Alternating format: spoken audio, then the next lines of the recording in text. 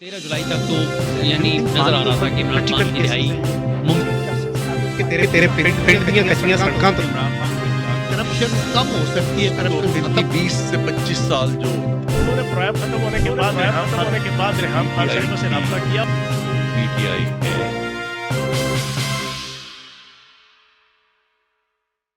बिस्मिल्लाहिर्रहमानिर्रहीम। मैं आज एक ऐसी शख्सियत से आपका इंट्रोडक्शन करवा रहा हूँ और उनसे हम गुफ्तगू करेंगे इस वक्त जो इस रीजन के अंदर हिंदुस्तान ने जिस किस्म की हमाकत की है वो पाकिस्तान और इंडिया की जो हिस्ट्री है उसमें वो करता रहा है मुख्तलिफ़ औक़ात के अंदर। उसकी वजह से एक बड़ी तबाही जो है उसके दाने पर हम पहुँच चुके थे। उसकी वजूहात क्या हैं? जिस किस्म से पाकिस्तान की हुकूमत ने, पाकिस्तान की जो सफारतकारी है, पाकिस्तान की जो मिलिट्री लीडरशिप ने इस सारी सिचुएशन को हैंडल किया और फिर अल्हम्दुलिल्लाह पाकिस्तान ने इंडिया को जिस तरह से जवाब दिया और फिर पूरी दुनिया को ये बता दिया कि हम एक ज़िम्मेदार मुल्क हैं। लेकिन उसके साथ साथ पाकिस्तान अपनी दिफा, अपनी सलामती, आवाम की जो सलामती है, पाकिस्तान की जो बका है, उसके ऊपर किसी किस्म का कोई सौदाबाजी नहीं हो सकती। इन तमाम इश्यूज़ के ऊपर हम गुफ्तगू करेंगे। जनाब मसूद ख़ान साहब, आप साबिक़ा सफ़ीर हैं, 3 यानी चाइना के अंदर आपने सफारतकारी की, पाकिस्तान को की नुमाइंदगी की, वाशिंगटन के अंदर अमेरिका जैसे मुल्क के साथ जिसके साथ हमारे पिछले कई दहाइयों से ताल्लुकात हैं, पूरी दुनिया के अंदर उसका एक इन्फ्लुएंस है, वहाँ पे भी आप सफ़ीर रहे। फिर अक़वाम मुत्तहिदा में पाकिस्तान की आपने नुमाइंदगी की, जेनेवा में भी रहे और AJK के आप सदर भी रहे। वहाँ पे आपने डिप्लोमेसी से पॉलिटिक्स में आ गए। बहुत शुक्रिया मसूद साहब, आपने टाइम दिया जी। It's always being player talking to you. सबसे पहले तो मुझे ये बताएं कि जिस तरह से पाकिस्तान ने इस सारी सिचुएशन को हैंडल किया है, कैसे आप देखते हैं इसको? मैं सबसे पहले आपका शुक्रिया अदा करता हूँ कि आपने मुझे दावत दी और आपसे बहुत अरसे के बाद मुलाकात करके बेहद खुशी हुई है। Thank you. पाकिस्तान ने इस पूरी सूरत हाल का बहुत ही मुनज़्ज़म अंदाज में मुकाबला किया, जुर्रत से मुकाबला किया, हिम्मत से किया, हिकमत अमली से किया और उसका नतीजा आपके सामने है। पाकिस्तान फ़ौजी मैदान में, पाकिस्तान ज़राए इब्लाग के मैदान में, बयानिए के मैदान में, टेक्नोलॉजी के मैदान में कामयाब और कामरान रहा है। और ये सिर्फ अहले पाकिस्तान नहीं कह रहे या पाकिस्तान की क़यादत नहीं कह रही या जो है हमारे हमदर्द ममालिक नहीं कह रहे, ये वो ममालिक भी कह रहे हैं मग़रिब में जो आम तौर पर हिंदुस्तान की तरफ झुकाव रखते हैं जी। और दूसरी ये कि जो आपने फ़ौजी बरतरी साबित की है, फ़िज़ाई बरतरी, बर्री बरतरी और उसके अलावा जिस तरीके से आपने मनसूबा बंदी की, ख़ास तौर से मैं टेक्नोलॉजी का ज़िक्र करूँगा कि जिस तरीके से आपने अपनी डिजिटल सुप्रीमेसी साबित की है कि आप उनके सिस्टम्स में गए, वो BJP की वेबसाइट थी या BSF का नेटवर्क था या उसके अलावा जो है उनकी जो पावर प्लांट्स थे, जो पावर ग्रिड था, इसमें जो आप गए हैं और जिस तरीके से आपने ब्राह्मोस के डेपो को तबाह किया और उनका S-400 तबाह कर दिया जो उनका डिफेंस सिस्टम था, बहुत ही 1.5 अरब डॉलर्स का जो था जी। और उसके अलावा जो उनके लिए फ़ख्र की बात थी जिसे वो जूअल समझते थे अपने क्राउन में, राफेल, उसको नाकाम कर दिया बुरे तरीके से और उनको छिपाना पड़ा, उनको लाइन ऑफ कंट्रोल से और जो सरहद है उससे 300 किलोमीटर पीछे धकेलना पड़ा। तो मैं समझता हूँ कि पाकिस्तान कामयाब रहा है। सफारती मैदान में पाकिस्तान को कई कामयाबियाँ हासिल हुई। मिसाल के तौर पर एक ये है कि पाकिस्तान का बयानिया दुरुस्त था, हिंदुस्तान कोई पहलगाम के बारे में शहादत नहीं दे पा रहा था और फिर यह है कि पाकिस्तान के ज़राए इब्लाग ज़्यादा काबिल एतमाद थे क्योंकि इन्होंने यहाँ मन घड़त कहानियाँ जो है उनकी नशो इशात नहीं की। हिंदुस्तान क्योंकि स्टूडियोज़ में जंग नहीं शुरू की पाकिस्तानी मीडिया ने। हिंदुस्तान में न सिर्फ हिंदुस्तान की हुकूमत गलत बयानी कर रही थी, झूठा प्रोपेगेंडा कर रही थी, झूठे इल्ज़ामात आयद कर रही थी, बल्कि उनका मीडिया जो है वो थिएट्रिकल अंदाज में पे दर पे ऐसी कहानियाँ नशर कर रहे थे जो गलत थे। बाद में अब वो भी शर्मिंदा हो रहे हैं, उसका इतराफ़ भी कर रहे हैं, बल्कि जो मुतबादल मीडिया है उसने उनको बेनकाब करके रख दिया है कि ये किस तरीके से। और फिर इन लोगों ने जो बेनकाब हुए उन्होंने हिंदुस्तान की हुकूमत से भी शिकवा किया है कि आप हमें क्यों, आप तो डूबे, हमें भी ले डूबे साथ। تو کہنے کا مطلب یہ ہے کہ یہ کئی میدان ہیں جس میں پاکستان کامیاب ہوا ہے اور جنگ بندی ہوئی ہے، اور جنگ بندی کے بارے میں گفتگو کروں گا. میں آپ کے اگلے سوال کا انتظار کر رہا ہوں. اب مجھے یہ بتائیں کہ یہ جو سیز فائر ہوا ہے اس کو ڈپلومیٹیکلی اب ہم کیسے آگے لے کے چلیں گے؟ بیکاز چلیں وہ جو پچھلے 24 گھنٹے کو دوران جو ڈس انفارمیشن کی فیکٹریز مودی نے لگا رکھی تھی اور جس کو آپ نے ذکر بھی کر دیا کہ وہ ناکام ہوئیں اور ان کو منہ کی کھانی پڑی، بیکاز وہ D G I S P R نے بڑا زبردست کہا تھا کہ جب ہم رسپونڈ دیں گے تو پھر اس انڈین میڈیا کی ہمیں ضرورت نہیں ہے کہ وہ اس کو نشر کریں، وہ پوری دنیا میں ویسے ہی نشر ہو جائے گا اور اس کی آواز پوری دنیا میں گونجے گی. تو مجھے یہ بتائیں کہ اب یہ سیز فائر جو ہے وہ کس حد تک do you think it is going to bring the two countries actually on the table? Hindustan نے جارحیت کی، ہمارے 31 سے زیادہ لوگوں کو مارا، اس کے بعد درجنوں زخمی ہوئے، اس نے چن کر سول نشانے تلاش کیے. میں 6 اور 7 کی درمیانی شب جب پاکستان کے اوپر حملہ ہوا اور آزاد کشمیر کے اوپر حملہ ہوا، اس دن میں مظفر آباد میں تھا. دوسرے دن میں مسجد بلال میں بھی گیا تھا اور اس کے بعد اس کے جو بھی نیبرہڈ میں لوگ تھے ان سے ملاقات کی. وہاں بھی انہوں نے ایک مسجد کو نشانہ بنایا تھا. ایک چھوٹی سی مسجد ہے وہاں پیچھے کر کے، نہ کوئی بڑا مدرسہ، اور قرآن خوانی ہوتی ہے تمام مساجد میں، ہندوستان میں بھی ہوتی ہوگی، یہاں بھی ہوتی ہے. تو یہ کوئی دہشت گردی کا مرکز نہیں تھا. ہم دہشت گردی سے انکار کرتے ہیں، اسے مسترد کرتے ہیں اور اس کی مذمت کرتے ہیں. تو اس نے جو یہ جانیں ہماری ضائع کیے ہیں، اور اس کے بعد ہم نے جواب دیا، لیکن ہماری فوج نے بڑے پیشہ ورانہ انداز سے صرف فوجی تنصیبات چنی اور ان کے جو بھی فوجی اثاثے تھے ان کو چنا اور ان کو زیادہ سے زیادہ نقصان پہنچانے کی کوشش کی. احتیاط کی گئی کہ کوئی بھی، ان کے بھی اپنے اعداد و شمار بتا رہے ہیں کہ ہم نے ان کے بہت کم سویلینز کو مارا ہے، یعنی جو کولیٹرل ڈیمیج کے طور پر ہوئے، اور اس کے مقابلے میں انہوں نے جو ان کے فوجی مارے گئے ان اعداد و شمار کو چھپا دیا ہے. کیونکہ ہمارا نشانہ ہی وہ فوجی چھاونیاں تھی، فوجی بریگیڈ، بٹالین، 26 اہداف کو ہم نے ٹارگٹ. جی 26 اہداف. تو اس لیے میں پس منظر اس لیے دے رہا تھا کیونکہ ہندوستان کا جو پورے کا پورا پاکستان کے اوپر حملہ تھا وہ انجسٹیفائڈ تھا، ایکٹ آف وار تھا، اور بین الاقوامی قانون چارٹر کی خلاف ورزی تھی. ہم نے چارٹر کے مطابق جواب دیا اپنے دفاع کے لیے. تو یہ میں اس لیے سارے کا سارا پس منظر دے رہا ہوں کہ ہندوستان نے پاکستان اور ہندوستان کی دشمنی کو ایک نئی سطح پہ لا کے کھڑا کر دیا ہے. انہوں نے ہمارے املاک تباہ کیے، ہمارے ایئر بیسز کو اٹیک کیا، اور اسی طریقے سے ہم نے ان کو نشانہ بنایا. پھر بعد میں جنگ بدل گئی اور جنگ میں آپ حاوی رہے. تو اس وجہ سے یہ جو جنگ بندی کا مرحلہ ہے یہ بہت مشکل ہے، کیونکہ آج جو ہے مجھے نہیں پتا کہ ابھی تک جو ہے ڈی جی ایم اوز کی ملاقات ہو چکی ہے یا نہیں ہونا. ملاقات نہیں، ٹیلی فون پہ بات ہونی تھی تاکہ اس جنگ بندی کو کنسالیڈیٹ کیا جا سکے، مسودے میں لایا جائے، کنسالیڈیٹ کیا جائے، اور اس میں اس کی خلاف ورزی نہ ہو. 2021 سے اب تک جو ہے بائی اینڈ لارج، یعنی پہلگام سے پہلے یہ لائن آف کنٹرول کے اوپر سیز فائر تھا، ورکنگ باؤنڈری کے اوپر بھی سیز فائر تھا. تو اس صورت حال کو بحال کیا جائے. اس کے بعد بھی بڑے نازک مراحل ہیں. ایک یہ ہے کہ اس کی خلاف ورزی نہ ہو دوبارہ سے، کیونکہ پاکستان میں یہ تاثر پایا جا رہا ہے، بلکہ بین الاقوامی برادری یہ کہہ رہی ہے، بلکہ ہندوستان پھیلا رہا ہے کہ ہم تو پیچھے اس لیے ہٹیں تاکہ دوبارہ تیاری کریں، دوبارہ حملہ کریں، یا وہ کوئی ایک اور جو ہے پورے اس مسئلے سے ہٹنے کے لیے، جنگ بندی سے ہٹنے کے لیے، یا اس کے علاوہ جو ہے مذاکرات سے ہٹنے کے لیے کوئی اور فالس فلیگ آپریشن نہ کرتے. تو اس لیے یہ یعنی اپنے کوئی اور 50-100 بندہ نہ مار دیں. جی. تو اس کے لیے جو ہے ہمیں محتاط اور چوکنا رہنے کی ضرورت ہے. اس کی وجہ یہ ہے کہ مذاکرات سے پہلے، میں کئی جگہوں پہ کہتا رہا ہوں، مذاکرات سے پہلے مذاکرات ہوتے ہیں. یہ دیکھنا پڑتا ہے کہ کتنا اعتماد ہے دونوں کے درمیان، کیا وہ لیول پہنچ گیا ہے جس میں وہ مذاکرات کر سکتے ہیں. ٹھوس موضوعات. سی بی ایمز جو ہے وہ ان سے بڑھ کے چیز ہوتی ہے. اس وقت جس میں مرحلے کی بات کر رہا ہوں کہ وہ یہ ٹیسٹ کریں کہ ہم ایک دوسرے سے بات بھی کر سکتے ہیں یا نہیں کر سکتے. اور دوسرے یہ ہے کہ کیا وہ اس تیسری جگہ کے لیے آمادہ ہوں گے جس کا صدر ٹرمپ نے ذکر کیا ہے. پھر یہ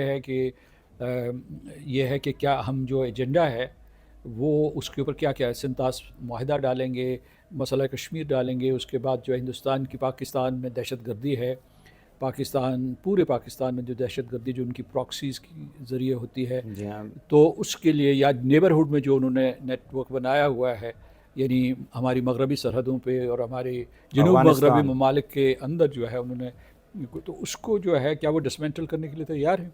تو اس قسم کے بہت سے سوالات ہیں اور ایک اعتبار سے جنگ جاری ہے یعنی جنگ بندی ہوئی بھی ہے اور جنگ بندی نہیں ہوئی. فائر رک گیا ہے ٹھیک ہے لیکن آبی جارحیت نہیں رکی. جو انہوں نے سنتاس معاہدے کو یک طرفہ طور پر منسوخ کیا ہے وہ تو ختم نہیں کیا اور پھر جو ہے بگلیار اور کشن گنگا کے اوپر جو ہے انہوں نے پانی بند کر دیے ہیں اور دریائے چناب کو انہوں نے نشانہ بنایا ہے اور انہوں نے غیر سرکاری طور پر اعلانات کیے ہیں مطلب ہے میڈیا لیکس کے ذریعے کہ وہ تقریباً درجن بھر وہاں ڈیم بنانے کی تیاری کر رہے ہیں. تو ان کا یہ وتیرہ بھی رہا ہے کہ جب بحران پاکستان اور ہندوستان کے درمیان شدید ہو جائے تو اس سے فائدہ اٹھاتے ہوئے وہ 4-5 ڈیم بنا جاتے ہیں جو سنتاس معاہدے کی اسپیسیفیکیشنز کے مطابق نہیں ہوتے ہیں. تو یہ خطرات منڈلا رہے ہیں. آخری نقطہ میں آپ کو یہ بتانا چاہتا ہوں کہ 2019 میں صدر ٹرمپ نے جولائی 2019 میں واشنگٹن میں وائٹ ہاؤس میں کشمیر کا ذکر کیا تھا, ثالثی کا ذکر کیا تھا اور اب پیشکش کی تھی کہ وہ اس مسئلے کو حل کروانے کی کوشش کریں گے. اس وقت وہ سلسلہ آگے نہ بڑھ سکا کیونکہ ہندوستان نے ایک مرتبہ پھر مقبوضہ جموں و کشمیر کے اوپر فوج کشی کی تھی, اس کے اوپر قبضہ کر لیا تھا. لیکن اپنی اس تجویز کا انہوں نے پھر اعادہ کیا ہے اور انہوں نے کہا ہے کہ وہ کوشش کریں گے کہ دونوں ملکوں یعنی اس وقت امریکنز نے کہا تھا تو 370 کو اور 35A کو انہوں نے نکال دیا اپنے آئین سے. جی جی. تو اس کا مطلب یہ ہوا کہ اب ٹرمپ صاحب نے اگر دوبارہ کہا ہے تو اب تو کوئی بڑا کام نہ کر دیں وہاں, یعنی ایک نیا وہ نہ کہیں کہ جی یہ ہماری اسٹیٹ ہے اب یہ بس وہ اسٹیٹ بنائی ہوئی ہے. دیکھیے میں آپ کو بتاتا ہوں کہ انہوں نے 2019 میں اسے اسٹیٹ کا درجہ بھی نہیں دیا. اسٹیٹ ہوتا ہے صوبہ, تو انہوں نے اسے یونین ٹیریٹری بنایا ہے. اس کو ایک تو اس سے بکھرے کیے کہ وہ تقسیم کر دیا یعنی لداخ کو تقسیم کر دیا اور جموں اور کشمیر کو الگ کر دیا, دونوں کو یونین ٹیریٹریز کہا. یہ ایسے ہی ہے جیسے اسلام آباد کیپٹل ٹیریٹری ہے, یعنی اسلام آباد کیپٹل ٹیریٹری میں جو کچھ بھی ہوگا وہ مرکزی حکومت کرے گی. یعنی یہاں جو ہے اور وہاں جو انہوں نے یونین ٹیریٹری بنائی ہے انہوں نے ابھی جو ہے کٹ پتلی وزیر اعلیٰ عمر عبداللہ کو بنایا ہے اور اس کی کوئی 5-6 کابینہ کے ارکان ہیں. ان کے پاس کوئی اختیارات نہیں ہیں. سارے اختیارات جو کشمیر کے اندر ہیں لیفٹیننٹ گورنر کے پاس ہیں اور لیفٹیننٹ گورنر دلی سے پوچھ کے فیصلے کرتا ہے. بالکل صحیح. تو اب اس سے زیادہ کوئی کشمیریوں کی بدتر صورتحال نہیں ہو سکے. ابھی یہ جو پہلگام کے بعد ان کشمیریوں کو مارنا شروع کر دیا تھا, ان کو گرفتار کرنا شروع کر دیا تھا, ان کی فصلیں اور املاک جو تھی وہ حملے کی زد میں آ گئے تھے اور پورے کشمیر کو وہ شک کی نگاہ سے دیکھتے ہیں. اور جو کشمیری بیچارے وہاں ہندوستان میں کاروبار کر رہے تھے, پڑھ رہے تھے یا کشمیری نسل کے لوگ تھے, ان کی یہ پہچان تھی, انہوں نے اپنے گھروں میں چھپ کے یا تہہ خانوں میں چھپ کے یہ مشکل وقت گزارا ہے. اب مجھے یہ بتائیں کہ مائنڈ سیٹ کیا ہے مودی کا. مودی دیکھیں نا, یو ہیو سرٹن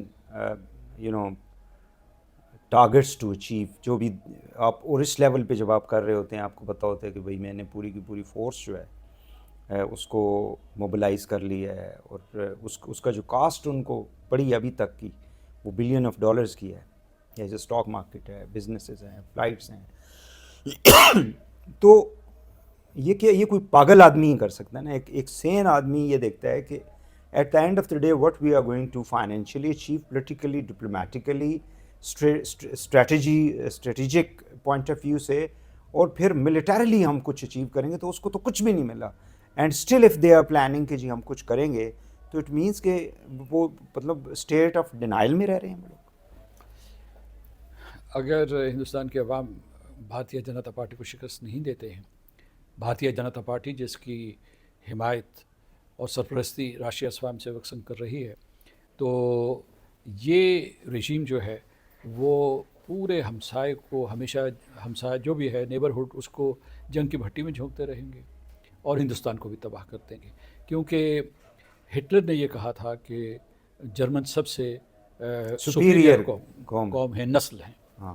تو اس کے اپنے نتائج دیکھ لیے. اس نے تقریریں کی, اس نے جرمن قوم کو برگلایا. بالکل اسی طرح انہوں نے پروپیگنڈا، بلکہ پروپیگنڈا منسٹری کا قیام ماڈرن ایج کے اندر وہ جرمنی سے شروع ہوا تھا. جی اب جو ہے جو ہندوتوا کے پرچارک ہیں وہ یہی کہہ رہے ہیں کہ جو ہندو سپیریئر ہیں اور پھر کاسٹ سسٹم کے ذریعے دلت جو ہے آپ ان کو چھو نہیں سکتے، ان کے ساتھ کھانا نہیں کھا سکتے، ان کے ساتھ شادیاں نہیں کر سکتے، ان کے ساتھ کاروبار نہیں کر سکتے. وہ کوئی تقریباً 25 کروڑ کے قریب لے. اسی طریقے سے 25 کروڑ کے قریب مسلمان ہیں کہ یہ دشمن ہیں، یہ پاکستانی ہیں، یا ان کو جو ہے دوبارہ سے ہندو بنا دو یا پھر جو ہے ان کو مارو، ان کا قتل کرو. مثلاً فرض کیجئے کہ دنیا کی سب سے بڑی جو بیف انڈسٹری ہے وہ ہندوستان کی ہے، یعنی جو اس کی برآمدات ہیں اس کا ایک بہت بڑا حصہ جو وہ بیف ہے. لیکن مسلمانوں کو اگر گائے کا کاروبار کرتے ہوئے دیکھیں، گائے بیل کا یا کسی قسم پہ حملہ کر دیں گے بھینسوں کا، تو ان کے اوپر حملے کر دیتے ہیں اور ان کے کاروبار کو تباہ کرتے ہیں. تو کہنے کا مطلب یہ ہے کہ آپ کے سوال کا جواب یہ ہے کہ یہ ایک ڈیلوژن کی کیفیت ہوتی ہے. میرا خیال ہے کہ کل جب ان کی کابینہ بیٹھی ہوگی ان کے چہرے تو اترے ہوئے تھے، آپ نے دیکھا ہوگا راجناتھ سنگھ کو، امیت شاہ کو، دوسرے چہرے تو اترے ہوئے تھے، لیکن انہوں نے قوم سے، یعنی جو اپنے ہواری ہیں یا جو سنگھ پریوار کے لوگ ہیں، ان سے اپنے آپ کو مبارک دلوائی ہے کہ آپ جیت گئے ہیں، آپ کی وجہ ہوئی ہے. تو کہنے کا مطلب یہ ہے کہ لیکن ان سے ان کی جنتا سوال پوچھ رہی ہے. ان کی جو حزب اختلاف ہے اس نے باقاعدہ ان کو نوٹس بھیجا ہے، ان کا کہ ہمیں پارلیمنٹ میں لوک سبھا میں آ کے جواب دو، جوائنٹ سیشن بلائیں، آل پارٹیز کانفرنس کریں، یہ سارا کچھ کریں. تو وہاں جواب دہی ہو رہی ہے. لیکن اچھا دوسرے یہ ہے کہ وہ اکھنڈ بھارت کا ان کا ایک پرانا خواب کہ کابل سے لے کے رنگون تک ان کی حکومت ہے، ان کا علاقہ ہے. بلکہ یہ ایک زمانے میں یہ بھی کہانی جو ہے اس کو بڑھا رہے تھے کہ انڈونیشیا تک لے جا رہے تھے، بالی تک لے جا رہے تھے. تو کہنے کا مطلب یہ ہے کہ یہ ان کی ایک قسم کا خام خیالی ہے. اور یہاں جو ہے ہندوستان میں مختلف قومیں بستی ہیں، لوگوں کو بھی آہستہ نریندر مودی صاحب کو بھی حکمرانی کرتے ہوئے خاصا وقت گزر گیا ہے. تو وہاں جو ہندوستان کی جو ہندو آبادی تھی وہ بھی باشعور ہیں، اور اس رو میں بہک کے وہ کتنی دور تک جا سکتے ہیں.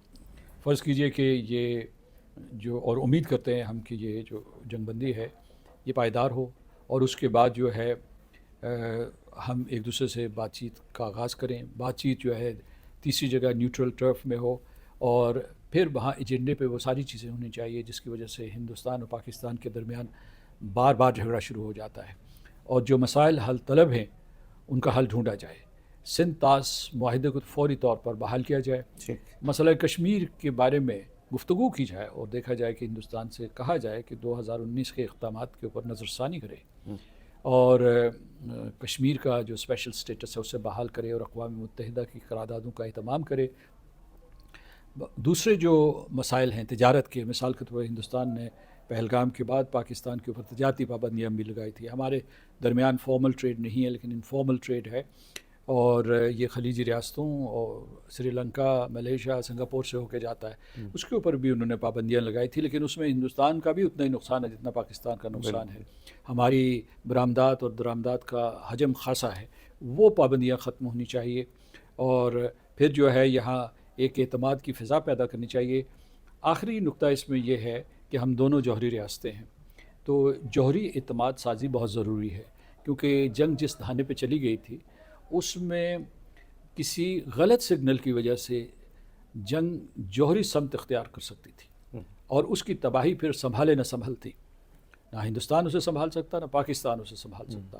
اور اگر چند بھی ویپنز استعمال ہوتے، نیوکلیر ویپنز استعمال ہوتے، تو یہ جسے انگریزی میں کہتے ہیں یہ قیامت ہوتی. قیامت اسے کہتے ہیں کہ it would have been Armageddon, huge. لیکن انڈینز جو ہیں جب پاکستان نے ان پہ مار دیا اس کے بعد ان کو پھر ریئلائز ہوا کہ یار اب سیز فائر ہونا چاہیے. تو یہ تو رکنے والے نہیں. یہ تعویل جو ہے اور یہ انٹرپریٹیشن یہ درست ہے کہ، اور یہ اس کی شہادتیں مل رہی ہیں.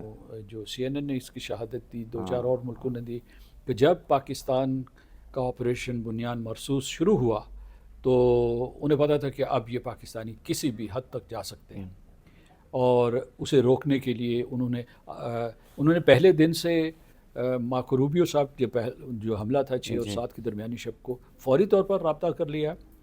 پھر جو ہے وہ پورے اس دورانیے میں منت سماجت کرتے رہے، اور یہ جو سیٹرڈے کی صبح تھی انہوں نے باقاعدہ اپیل کی اور ان کو کہا کہ پاکستان کو روکو، اور جو میڈیشن کے لیے جو پہلے ادھر ادھر جو ہے مبہم سے جوابات دے رہے تھے، انہوں نے صاف جواب دیا کہ ہم تیار ہیں. پہلے وہ کہہ رہے تھے کہ ہماری پالیسی نان ایسکلیٹری ہے، اور لیکن اس کے باوجود ڈرون ادھر بھیج رہے تھے. تو اس کے بعد ان کا کہ جی ہم تیار ہیں. تو یہ اس لیے ضروری ہے کہ یہ اس قسم کی صورتحال جب پاکستان جو ہندوستان سے بہت چھوٹا ملک ہے، اگرچہ اس نے نیوکلیئر ڈیٹرنس میں برابری حاصل کی ہوئی ہے، لیکن اگر وہ ہندوستان پہ حاوی ہو رہا ہے اور مغربی ٹیکنالوجی کے اوپر حاوی ہو رہا ہے، تو یہ ایک بہت بڑا بین الاقوامی بحران تھا. تو ہندوستان نے اسی لیے ان کو اپیل کی. میں یہ کہتا ہوں کہ اس صورتحال کے لیے پاکستان ہمیشہ سے تیار رہا ہے کہ جوہری اعتماد سازی ہونی چاہیے، ریسٹرینٹ اینڈ رسپانسبلٹی، ضبط و تحمل اور ذمہ داری. بہت شکریہ Masood Khan Sahab, thank you. It's always been pleasure talking to you. آپ ماشاء اللہ جتنا ایکسپیرینس ہے آپ کا ڈپلومیٹک، اور ایون پالیٹکس کے اندر بھی آپ کو پریزیڈنٹ بنایا گیا کشمیر میں، بہت زبردست آپ نے گورنمنٹ کو بہترین طریقے سے جو ہے گائیڈ لائن دیتے رہے آپ. Thank you for your insight on this issue. بہت شکریہ آپ کا. ناظرین اجازت دیجیے، اللہ حافظ.